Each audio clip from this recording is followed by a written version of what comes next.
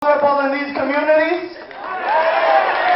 Are we going to let some gun-toting 1950s racist hicks tell us that we can go off to wherever we like and keep that quiet white supremacy in their town? Hell no. Whose town is it? Is it the racists? No, it's ours. Is it the Equitable Futures town? Yes. Hell yes it is. Folks, I want to take a couple of seconds from my whiteness to talk to all y'all white people about some very important things. Is that okay? My only words that I'm going to say to the black community are thank you. We see your power. We see your strength. I am inspired by you, and I want to wake up every day being a little closer to the power that you bring to the table.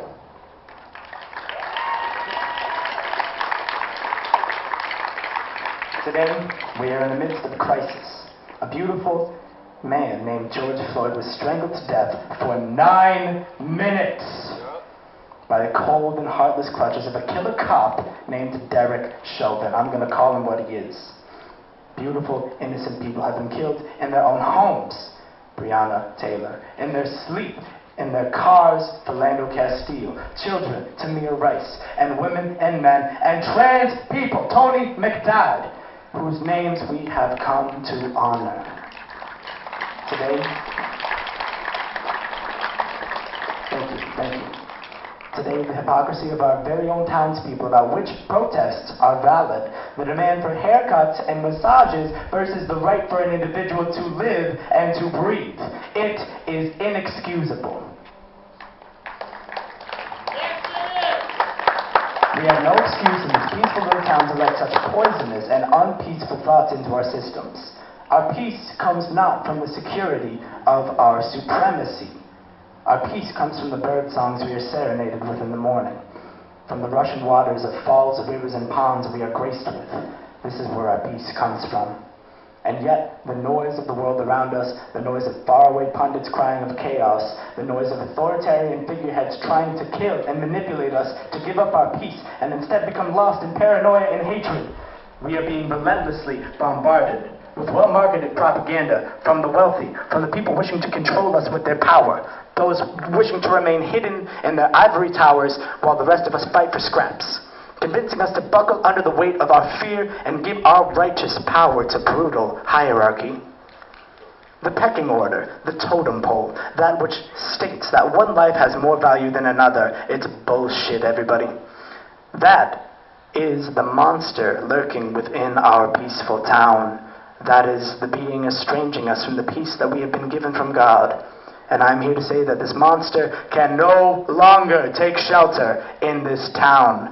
It can no longer rest in the polluted minds and corrupted sentiments of our people. It has got to go. We are giving it the eviction notice. We are telling it to skip town. We are telling it to kick rocks.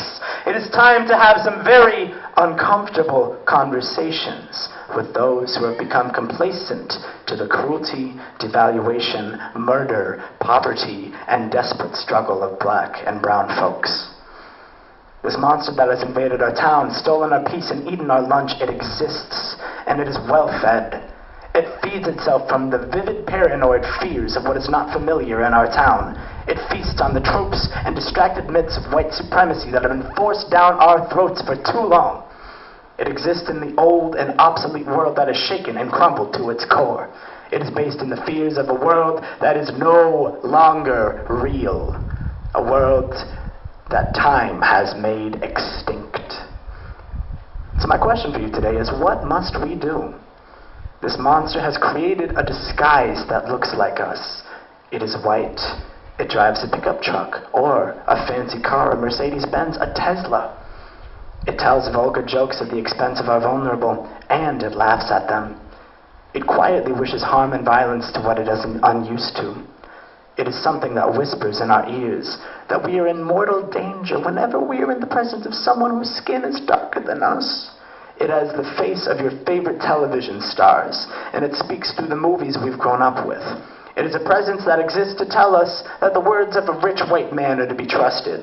It is Ronald Reagan. Guess what? It is Ronald Reagan. It is Richard Nixon. It is every human who has tapped into the racist fears of small towns like ours, consumed us to get ahead in their own twisted agendas. This monster is the voice that tells us that blue lives matter. That is the monster. That is the demon. If you have ever invoked this phrase, I urge you not to look away. It is not normal to support the murder of countless innocent American lives. It is not normal to create a culture around devaluing, dehumanizing, and seeking to destroy our kin. It is not normal, and we are here to reject it. We must recognize how deep this monster is within our veins. We must recognize the extent to how deep we must dig into our minds and hearts to uproot and remove this demon. This demon is the gruesome cornerstone of centuries of American life, of our history, of our culture. And it is time it falls.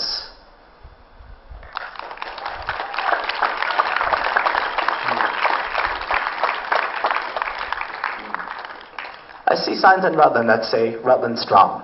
I see signs in Boston that say Boston strong. I see signs in North Brookfield and Spencer that say North Brookfield strong and Spencer strong. Good stuff. Today, I urge you to find the meaning of this slogan. I urge you to be strong, to express a deep and ancient strength that comes from taking accountability. Just because we've only been alive for so long doesn't mean that we don't have roots in a system that is killed and broken and looted and assaulted and pillaged. As a white man in America, I know that that is in the roots of my lineage. I have to do something about that. I have to fight to make that right, or I will risk succumbing to a generational curse centuries deep. If I do not confront this, I may die without ever truly seeing this monster with my own two eyes. What will you do? What will you do to question yourself? What will you do to break the shackles of your comfort and embrace a liberating feeling of challenging what is wrong that wishes to remain unseen? It means confronting ourselves. It means confronting our brethren. It means confronting our neighbors, our community, in hopes that we can be an instrument to their healing as well as ours. Tremendous and unshakable love are a necessity, and by God, it will be hard, people. There are people that we know that will do what they can to avoid this, to avoid the truth of our curses, to hide under the same stones that this monster has taken refuge in, to hide in the home of a comfortable evil.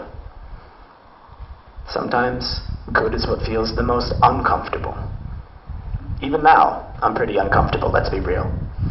Perhaps that is a sign that what I am doing is making change for the better. We must break the inclination to believe that whatever is just and right is familiar. We must break the notion that it is easy to do the right thing. We must break the notion that we are wholly good people without flaws or without curses.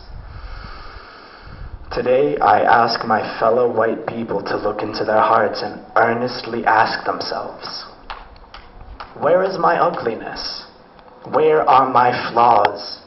Where are my shortcomings? Where are my mistakes? Where do they reside, truly? I ask you not to treat these answers with judgment, but with an unshakable love of oneself and with trust in the human ability to heal. I want to imagine what this comfortable, beautiful town would look like if there wasn't a single officer in town that held bigoted beliefs, if there were no racial profiling, brutality, or bias, if we did our part together to hold each other accountable and keep each other safe. Some would say that we would fall into anarchy and never come back. Some would say that disorder and carnage would take hold of the land, that we would be doomed.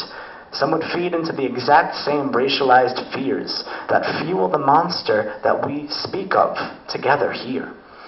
And we will need to speak about this later. Community, folks, we will need to speak about this.